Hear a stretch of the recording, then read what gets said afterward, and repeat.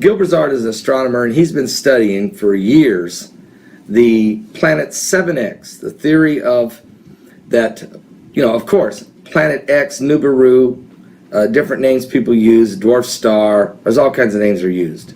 NASA, this week, we found out that NASA in 1983 had held a press conference in which two NASA scientists said they had discovered a planet on the edge of our solar system, a planet that they called Planet X. These were two scientists, and they made this announcement. It's 1983, the Washington Post. I've read the article this week. Now, last Friday, there was scientists in Chile with superpower telescopes confirmed twice of two different planets that they say was, again, on the edge of our solar system in the constellation of Orion. It's the same place that in 1983 that the two NASA scientists said they saw this huge planet, larger than Jupiter, on the edge of our solar system that they called Planet X. But in 1992 or so, when the lead scientist of NASA died, we never heard NASA ever talk about Planet X again. Well, Gil Broussard has studied historical data from the Chinese and from the Europeans and has overlaid their findings of things they've seen in the sky and sights and signs, and has overlaid it with biblical historical data of events that happened in the Bible and have matched them that something definitely happened. The question is what caused it. He has been working and calculating relentlessly, and we look forward to hearing his information. I know Gil has also been saying that we may see Planet 7X by the spring of next year, but if we're going to see it, we may be able to start seeing it in December of this year. So we want to get caught up to where you left us off with that, Gil, and we'll let you take it from there as it relates to, let's ask the first question about 1983 and NASA saying they saw Planet X in 1983. What's your take on that? Well, we had Dr. Harrington that earlier than that gave a scientific report. I have a copy of that.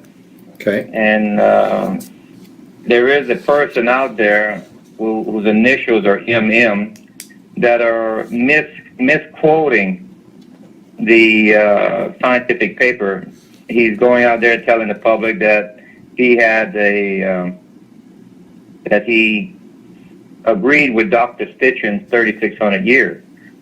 And you can go see an interview that Sitchin did with Robert Harrington on my YouTube channel, Planet 7X, where I point out exactly where he's stating this and what he's exactly stating. He's stating that it cannot be 3,600 years because it would have to be many times larger than Jupiter, and that the object that he's talking about is closer to 6 times the diameter of Earth.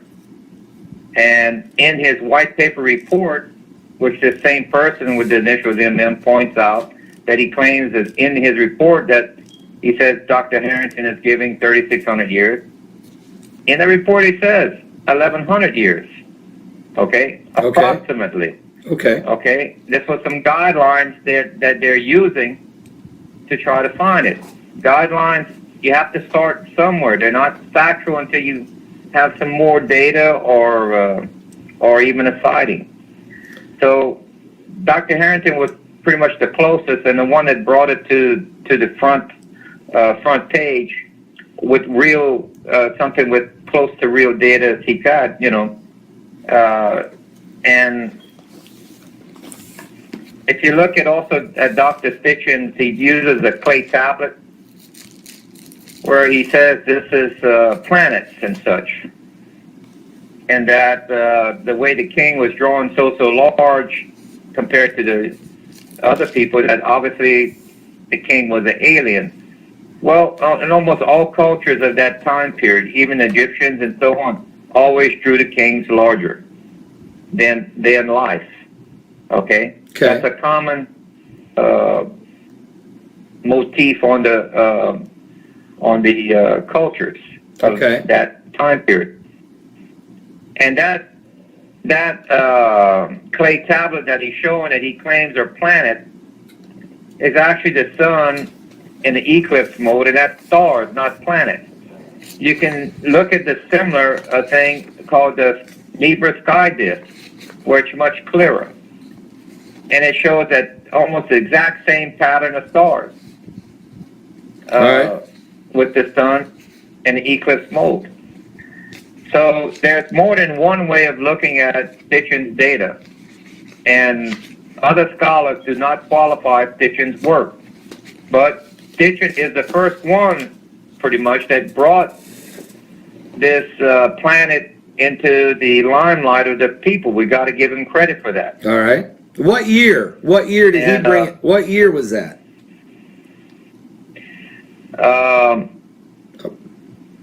I'd have to look up. I know Dr. Harrington died in 1993. Okay. The Voyager and Pioneer probe of NASA, according to my data, most likely made instrument contact with the object in 1992 of December, because after that point they went silent. Because in 1983, And- the two scientists of NASA was Baumgartner and Hawk, and they're the ones that said they discovered Planet X, what they call Planet X, on the right on the edges of our solar system, in the constellation of Orion.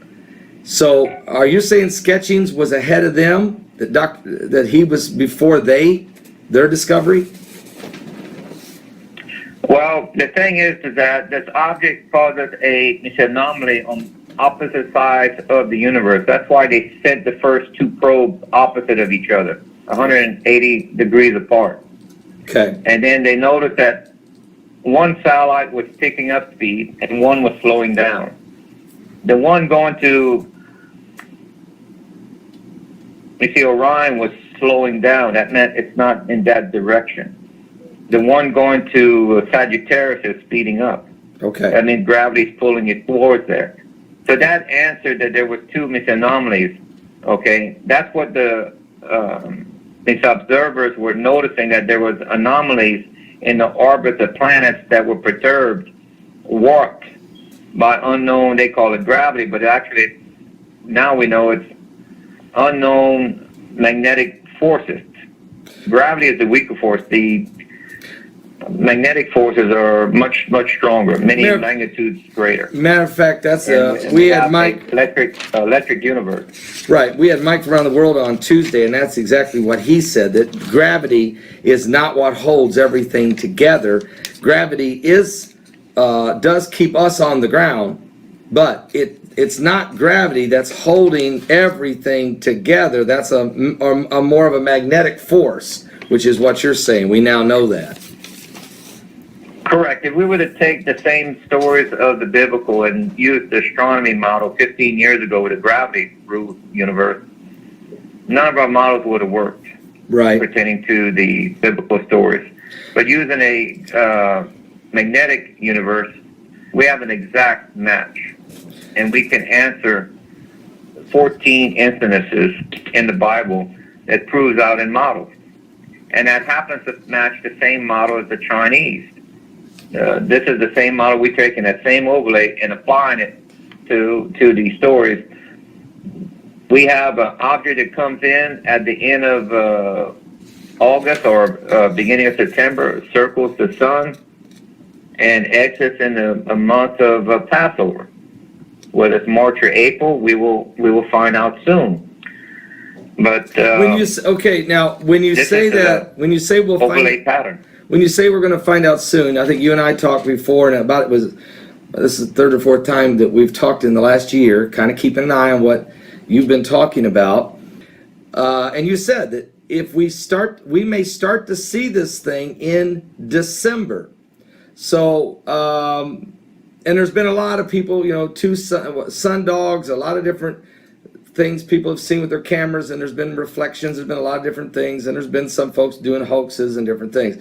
But at the end of the day, Gil, have we seen anything other than what these two team of scientists in Chile seen with these superpower telescopes, has there been anything else seen that could say that planet 7X is out there or is going to be going by next March or April? Have we seen anything yet?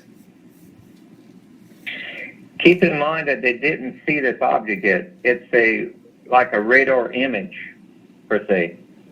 They have yet to focus a telescope on it to find it. I agree. And from what from what I've read so far, whether or not the articles that I read were correct or not, and they're not exactly sure on the distance whether or not it's a large object very far out or a small object very close. Right. They've made an estimate that they think it's 1.5 times the diameter of Earth. But We don't know from yet. the article that I read, they were unsure of it at the moment. Right. Let's take a look. Let's take a look at your. Go ahead. I'm sorry, Gil. Well, from the data that they gave us on the distance on where they were estimating it, put it around Uranus. At the typical speed, maximum speed that the sun can drag an object to you, that meant it's at least 10 to 12 years away. So that's not our object. So you're saying what these guys saw in Chile on these objects that they saw, infrared, okay, haven't focused the telescope on it, but they do have infrared, 2 objects that are right on the edges of our solar system. That's not planet 7X. Those are 2 objects, let's say, but those are at least 10 to 12 years out from if they're coming in this direction. Right. Okay. Let's pick up the data from the Chinese gives us the orbital path. It mirrors the biblical accounts of 14 incidences. It has to come in from a certain constellation. It has to come in from Sagittarius. This is not viewed in the Sagittarius region. And it doesn't seem to be on the planetary plane of Earth. It might be, but I don't think it is. Okay, let's say if it is nothing to worry about. If it is, it's still 10 to 12 years out there. If it is, and it may not even be. And then to your point is, so it's not in the theory that you've been working this whole time. It's not what you've been looking for. It's not coming from the right direction, and it's not at the right time, years or timing. They had mentioned a velocity of over 2 million miles per hour, which I find kind of mysterious. You can, and why visually is just one of the ways that we rely on that object gets it. Look at the volcanic activity and the earthquakes. They're outrageous. They're in an exponential rise. Right. That if you look at all the other indicators, we have a problem. These are exactly the signs that we would see as an inbound body. We have perturbations of planets and comets. Those are recent reports. Something is warping the orbits of comets, and that can only be a planetary body. And the planet's on the opposite side of Earth. All right. Where Gil, these comets are being warped at. All right, Gil, hang on a second. What is it? Gil, you've got some these graphics here. Let's walk us through here this presentation. If you look at page 11 there that I showed you, it shows you how they can block our view. This is laboratory tests showing how they can cloak an object that's right in front of you by bending the light around an object. And it shows a person's hand where it looks as if there's a hole in a person's hand or a pencil in front of this laser, and you can't see the section that's in front of it because it's bending the light around and capturing the view behind it and portraying it in front of it. And this is done today, and our government thought it's 30 to 50 years ahead of this. So let me ask you. So it's quite easy. So you're saying that even if planet 7X is in view right now, let's say it could be viewed right now, that the United States government can use this new technology to show you what's behind. It's like putting my hand up, and yet they have the technology right now to bend light to see what's behind my hand, and then to put that in front of my hand, and so my hand becomes invisible. So you're saying they have the ability to bend light, and so when people look up through telescope or look up through the lenses there, it don't show the object. But the stars are all in the right spot, the constellations are correct, and it looks like there's nothing there, but it could actually be there, because that technology does exist right now. Technology. The one that's most applicable in space environment would be the lasers. You can put these lasers on satellites, and you can use solar sails as reflectors, and you can actually bend the light where once it comes around to our view that you cannot see an object. Now, are they actually doing it? The only thing I can say is I've talked to high-level engineers and scientists working with the government that when I asked them that basic question, does technology exist to block our view? They gave me one short answer, yes, but they would not expound how. No, they didn't want to share. They don't want to share with you. The laboratory test showed it. Right, they do not want it. The government's not going to tell you, Gil, or anybody else how they have this technology and how it works. They're only confirming that they have the ability, folks, to bend light so that it looks like the object is not there, and what you're seeing is what's behind the object. And so that is correct. That's what's behind the object, but they can do it so that it bend the light so it looks like the object's not there. And so the government confirmed that with you. They have that technology. The card that they will play out before they will allow us to see it is you'll see some form of emergency that they will implement Homeland Security or martial law on the people. So you have a bank bail-in and rationing of fuel and food.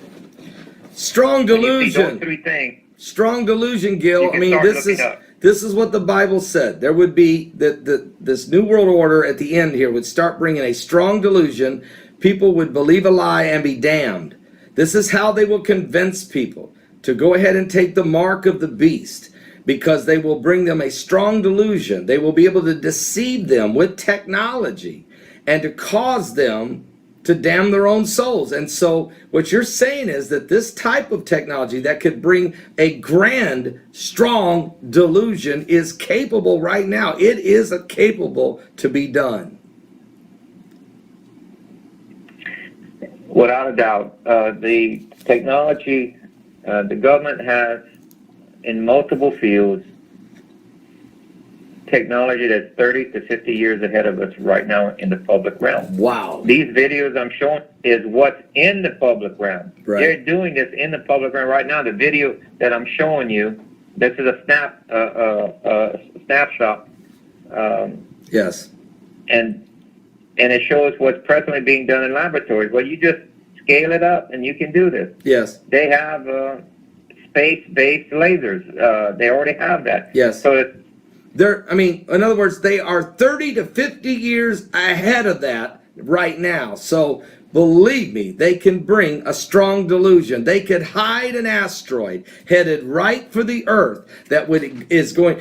Read your Bible. The Bible says there's going to be, it's like a mountain in Revelation 8:8. It's like a mountain burning. It will hit the earth with such force, it will kill a third of everything here.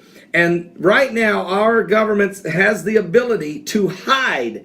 If that thing was coming, and if it was actually on its way and was destined to hit the earth next March, they have not shared it with you. They have hid it, and you wouldn't know it. That you would not even know it right now, and that could be the case. I'm not saying it is, but I'm telling you that's the technology. They can hide what is coming, and at some point, men will find it out, and that's where Jesus said there'll be signs in the sun, the moon, and the stars, distress of nations with perplexity, the sea and the waves roaring. Men's hearts will fail them for fear of what's coming on the earth.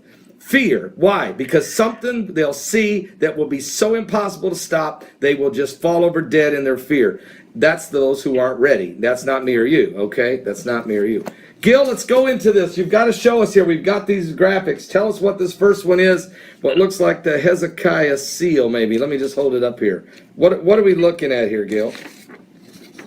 Well, remember Hezekiah and Jonah? They were in the same time period. Remember Yeshua said the only sign that a wicked and adulterous generation will have was the sign of Jonah. Yes. 40-day warning. So that's alluding that the majority of the earth would not have a warning at 40 days. That would be the majority. But I think his people will have a warning slightly above that because they're paying attention. Right. But the rest of the world will be waiting for the government to announce to them that this is a real object. Now, this seal was found, and it has on it where the inscription says, belonging to Hezekiah, son of Asher, king of Judah. And if you look at it carefully, it shows a winged disc in the center of it. I see that. All right. Remember how I showed you on page 3 of the graphics where I showed the shadow went backward, how Earth tilted 26 to 28 degrees, just like the Nibiru'S of Joseph of Egypt. It shows that Earth tilted 23 to 26 degrees. I can prove Earth tilted 4 times in its history now. And in Hezekiah's seal, he was given 15 more years to live. On his seal, he put this winged disc. The wings just show movement or flight in the sky, the disc showing our planet. That it was significant, and it changed the calendars to 360, 365 and a quarter days.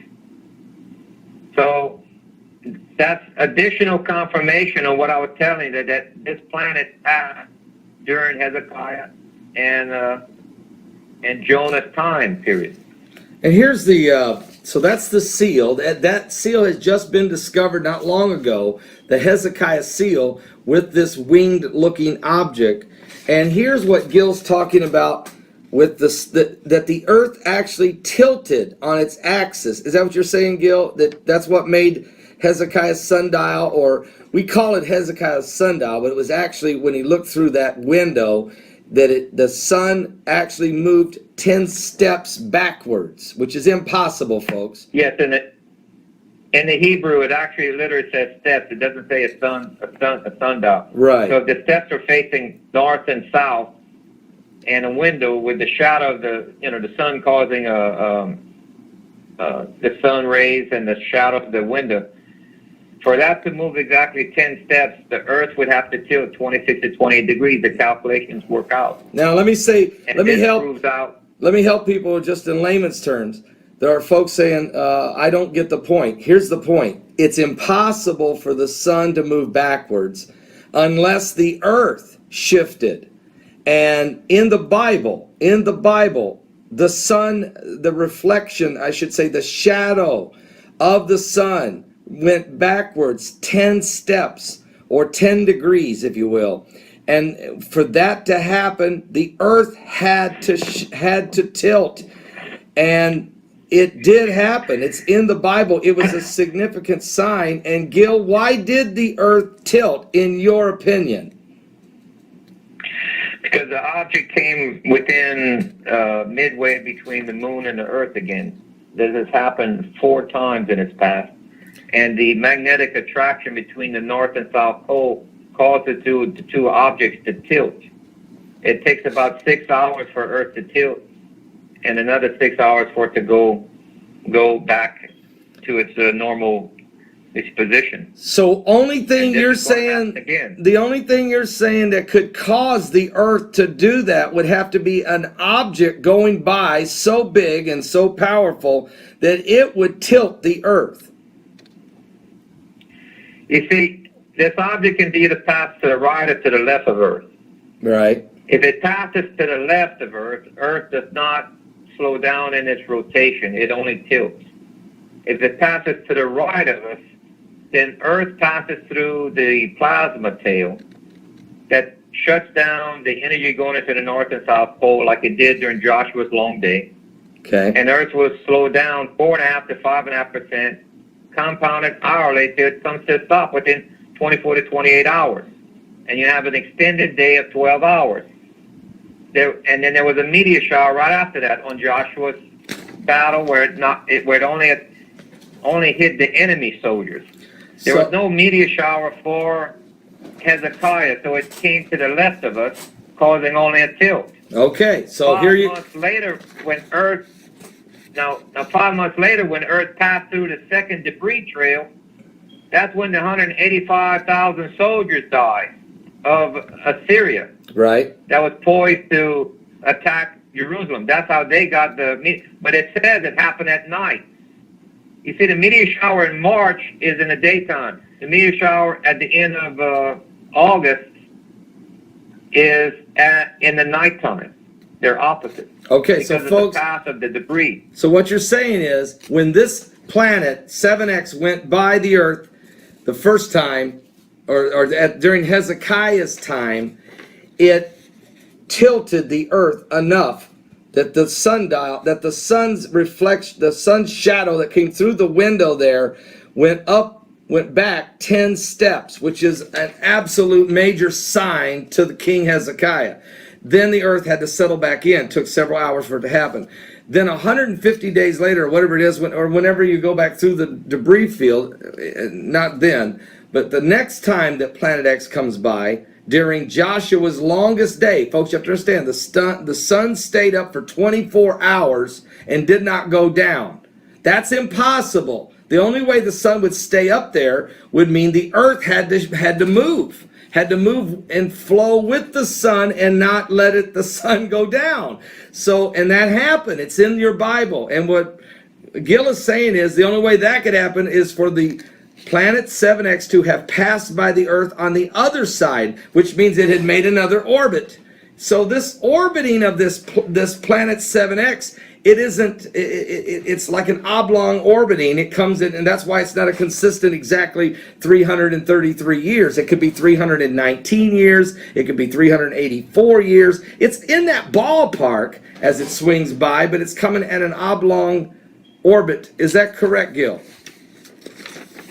Correct. It has a erratic orbit because there's too many things that are influencing its orbital speed, because it can run into moons or other planets. That's why Ceres was destroyed.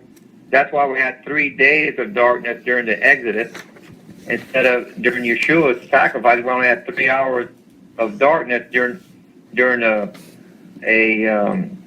crucifixion, during the eclipse. Now, question. Wait. Anytime you see in the Bible a double eclipse, that can't be done in the natural. Right. It has to involve a third object. Okay. Now, having said that, you're saying that planet 7X could have caused Hezekiah's sun to go back 10 steps. That planet X could have came by and caused Joshua's longest day. You're saying that planet X could have been the reason that we had 3 days of darkness during one of the plagues of Egypt during the Exodus, the time of Moses, before he could get the children of Israel out of Egypt. And you're saying that planet 7X, also coming by again, but coming by on the other side, could have created a double eclipse, which could have caused the earth to go dark for 3 hours when Christ was on the cross. And you went back and checked that against statistical information or recorded data by ancient civilizations in China and other places, and they confirmed something was going on in the sky during the exact same times of those 4 major biblical events. So it's not just a theory here. You're basing your theory of 7X on factual biblical accounts. And scientifically, as an astronomer, you're saying, and it is doable, Paul, and here's how it's doable. If there is an object that keeps making its way around toward this earth, it always keeps, and each time it creates something. Like in Jonah's day, it created a sign in the heavens for 40 days. Jonah preached, hey, look at the sign. Nineveh, you're going to be destroyed in 40 days. Okay, so each time you're saying this planet 7X could create those events. Well, Paul, let me quote a famous astrophysicist, okay, Neil deGrasse Mr. DeGrace Tyson, okay? He said, this is science.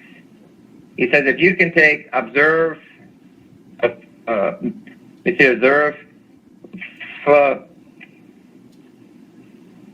phenomenon in space and show that it's repeatable in a model, he says that is science. That means it's following the orbital mechanics, Kepler's law of the planetary motion, and every other rule that we found provable. We have the model because of the Asian astronomers, the Chinese, the Korean, and the Japanese astronomers, of a segment of this orbit that gives us an elliptical path.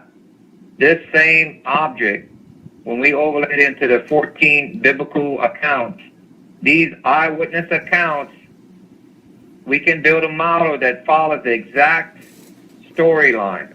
How Earth has slowed down, how the shadow went backwards, how do you get a 3-hour eclipse during Yeshua's sacrifice, how do you get 3 days of darkness during the Exodus, and so on and so on. 14. We have a model that works.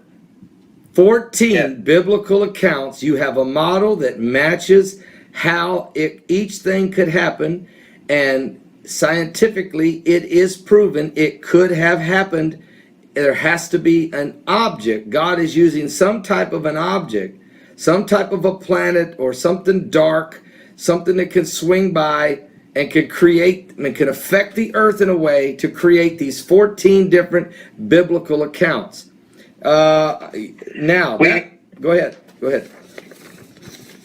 We have a Nibiru'S sky disk. Remember, this is just not also in the Bible. It's not only also in the Chinese.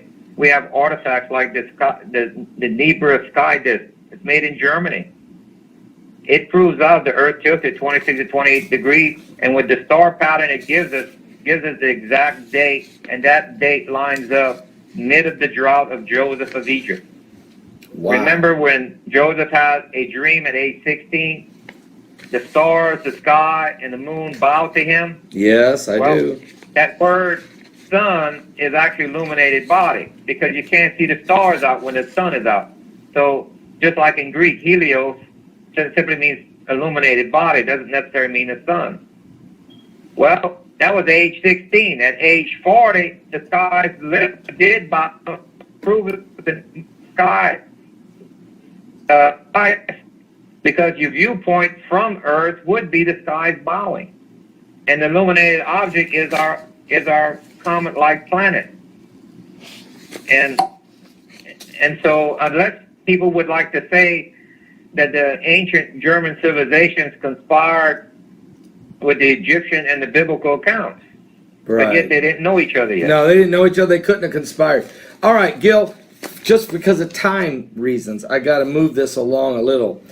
Now that you've built a case that there's been 14 biblical accounts that could be scientifically proven that a planet of some sort on some type of orbit has affected the Earth 14 times, and you can match it with biblical accounts, and it makes sense. We're talking about the 6th and 7th seal. I've heard you talk about before and written the book of Revelation. Something has to cause a mountain burning like a lamp to hit the Earth. Is it a asteroid that's racing toward us, has nothing to do with Planet 7X? Or could Planet 7X be going by, bringing a debris trail that could cause Earth to enter into that debris trail and have a cataclysmic collision?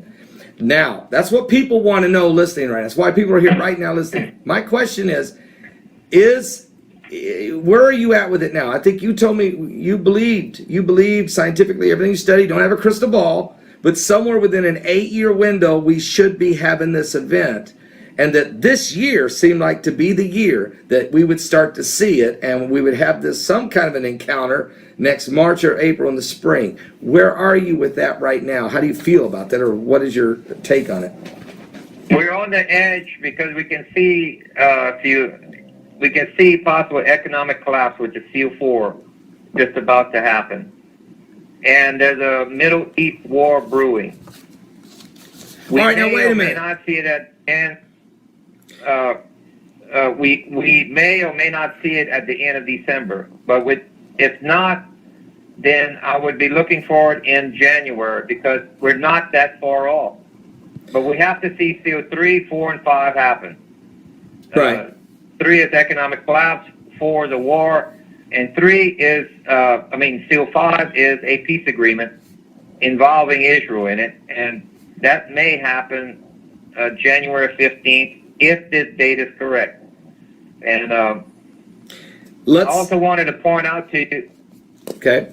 You can go ahead, Paul. Well, I was going to say, if the date is correct, the 3 things, what you're saying is in the Bible, there's 7 seals. You're saying seal number 3 would be an economic collapse.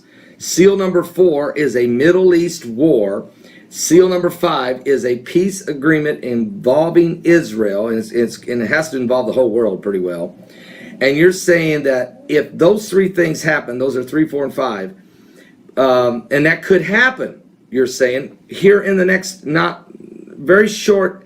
And the reason you say these things could happen, Gil, is it because man knows what's coming, or is it because it's just the biblical prophecies that are leading us to seal 6 and 7? The biblical prophecies are reading more like a newspaper on a day-to-day event. Right. There's only one person that can tell time ahead of, and that is the Father. And he gave it to Yeshua to give to John. Yes. To write this book. There's no way that they could have guessed it. Just like Revelation 12:1, where he gives us an astronomical date. I can tell you without a doubt, it is impossible 2,000 years ago, even if I would have given the software, for them to better pick that date and match this. It's that date, the way they wrote it, could come from the Father to be placed in that text. It's impossible. So you have to know the orbital mechanics. All right, now, Gil, if for some reason that it isn't this December, it isn't this January, but that we're close, but we're off a little. What is your take? Could it be off just 1 year? Could we be right back in this situation next year, or is it more like 5 years if we're off a little right now? I mean, can you help me with that? Well, the Bible clearly says that for a wicked and adulterous generation, we have only a sign of Jonah as a warning, which is 40 days. If March 26th is the date, then the Bible says it qualifies that the earth would see it 40 days early. That's around February 15th. Okay. I think that's only for the adulterous and wicked, not his people. I'm a firm believer that possibly we'll see it a month or so earlier than that. That'd be January. I was giving an estimate for December, and I'm close, I believe. Okay, we may have to go into January before we would see it. Okay, so let's go. Let's just say. So you're saying, look, it could be that we will actually start to see this sign, the sign of Jonah, the sign of planet 7X. Maybe we will see it sometime in mid-January, anytime between now and mid-January. And if we do, you'll get a real naked eye view of it probably by February 15th, leading us to the March 26th date. If this is the year that the calculations have come together. Yeah. And that's these are the signs that Yeshua said. You will see a sign in the heaven, and earthquakes will rise like the pains of a woman giving birth. We have both of those. Yeah. Oh, there's no disagreement. There's nobody can disagree with the fact that the Bible's prophecies of what would be happening in the end times, in Matthew 24, in Luke 21, Mark 13, we can see wars, rumors of wars, nation rising against nation, kingdom against kingdoms, famines, pestilence, earthquakes, dire places, persecution of Christians going on all over the world. We can see that we're living in the fig tree generation. I mean, I don't think anyone that studies the scriptures know that we got it. We're in the ballpark. We're in the season. We're definitely in the season. So the question is now, if that's the case and we're seeing things come together, could it be that these seals will start breaking here in the next few months, or could it be another 7 years from now before they start breaking? I mean, you know what I'm saying? I don't know. Any economist would tell you that it's nearly impossible for our economy to stand for that long. the vast majority of economists right now are shaking their heads right now. They don't understand why it's still up right now. I don't think we can go another year. Okay. And I wanted to show you something before we exit out. That's some new evidence Okay. that I found in Mauritania, Africa. There's a mountain range which was dissolved away. There's a crater that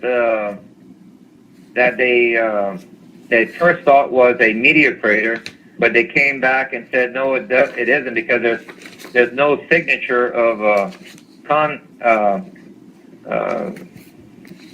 consite, which is a crystalline form when a crater explodes. That this is not a meteor crater. Is this the pictures so you have here? Are we starting with this picture Correct. here? Okay. Right. This is a plasma discharge crater. Plasma discharge forms a flat area crater, and it dissolves mountains. This is about 300 foot deep. Now, you're saying right here in about 25 to 30 miles across. now you're saying, Gil, that this crater is actually in Africa. That this is the location where it hit. Something hit there. Yes. A lightning bolt. This is the plasma discharge. Remember when Comet Siding Springs passed near Mars just recently? Yes, I do. We have a picture that's page 4. It shows when Comet Siding, which is a small little comet, it lit up Mars. Okay? Okay, I got it. This is actual. That showed a plasma discharge between the comet and Mars. Well, for this planet, 7X I call it, for it to pass between the moon and the Earth, there had to have been a discharge when Earth went through its tail, or whenever it got near enough. We have a crater that signifies that. We can see the same type of craters on the moon. If you look on page 10, you can see plasma craters, which the physicists have identified on Venus, Mars, and the moon. Well, these three planets, planet 7X passes near them, and it made electrical discharge craters on them also, because they're not concave, they're flat bottom. And that's the difference between a meteor crater and a plasma I got it. So a plasma discharge crater. A plasma crater creates a flat, what looks like a flat crater, but it's not down deep into the earth. It's discharge. It's a powerful hit of a bolt of plasma. A crater from a meteorite will literally create a crater that goes down into the earth, and it's quite obviously that something hit the earth that with matter, if you will. So there's a different residue. It leaves a different shape. This is a flat crater compared to a deep crater, which means this was not a crater from a flying asteroid meteorite. This was a crater from a plasma discharge. And you're saying that the same thing happened on the moon when comet sliding spring went by Mars. When it went by Mars, there was an explosion there. It's because it was a plasma discharge. Is that correct? Correct. Okay, and correct. So and this crater, because they cannot explain it, because they don't have the item that would, scientists cause and effect. Well, we're already proven we have a planet that comes around here. Now, where is the effects of a plasma discharge? I found it. It's in Africa, right? That's 25 to 30 miles across. That's a lightning bolt that hit the Earth between the two planets. Now, we are going to see this again. Here's the plasma crater on Mars that Gil's talking about. When the comet sliding spring went by Mars, it released a plasma crater, a plasma charge. It created this crater. This is actual pictures from Mars of a crater. It's not, and the crater was caused by a plasma discharge. What Gil is saying is, in Africa, we have almost an identical plasma crater that looks just like the one that was on Mars, which means something went by that could release the same plasma discharge. And if that's the case, and we know that planet 7X, according to Gil, if his theory is correct, went by and caused 14 biblical events. If this just happened, which we got videotape of it, folks. As a matter of fact, he's got a still picture. I want to show it to you again. All right, so what Gil is saying is this same crater in Africa created by something that went by the earth and released a plasma discharge. That same crater is on Mars that just in the last year, that something went by Mars and released a plasma crater exactly like the one in Africa. Well, here's what we know was going by Mars then. The comet sliding spring. And this is actual still shots of, there's Mars, and there's the sliding spring going by, and then there's Mars as the sliding spring gets this close and releases a charge. This is the actual footage. This is the still picture of what it looked like as that comet went by. So his point is this: if this has already happened, if this has happened about a year ago, is this planet on its way toward the Earth right now? And does NASA know it? Does our governments of the world know it? Are they hiding it from us with this bending the light technology? Or is it just they don't know it, and it's about to happen anyway? And what does that mean?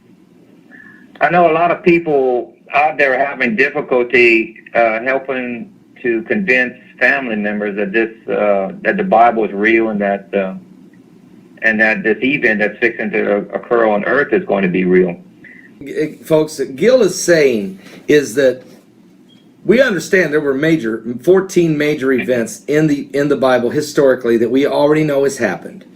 We don't have to try to explain it to people because it already took place. The problem we have when you're talking the end days is trying to explain to people what we just read to you today, the breaking of these 6th and 7th seals, when things are going to hit the earth. Even though Jesus said it was going to happen, as I've quoted a million times in the Gospels, even though John saw it in the book of Revelation, it's tough to try to explain that to family members who don't even believe maybe that the world's ever going to come to an end. This is, they don't understand, they don't believe. And so what Gil is trying to do is trying to help people understand that the Bible, and he's not predicting the day nor the hour. He's not predicting the day or the hour. He is scientifically analyzing what could possibly happen. But what he is saying is the events that the Bible prophesies to happen in Revelation is provable and is going to happen. We can prove it. We know it's going to. It's not a fairy tale. The book of Revelation is not something you throw throw it aside and say, I don't worry about it. It is going to happen, and they need to know it is, and they need to give their lives to Jesus Christ, to Yeshua, to give their life to Christ, because we are living in the last days. And as Gil says, we may be living in the very, very last days as time is running out. It may be sooner than any of us really understand or know.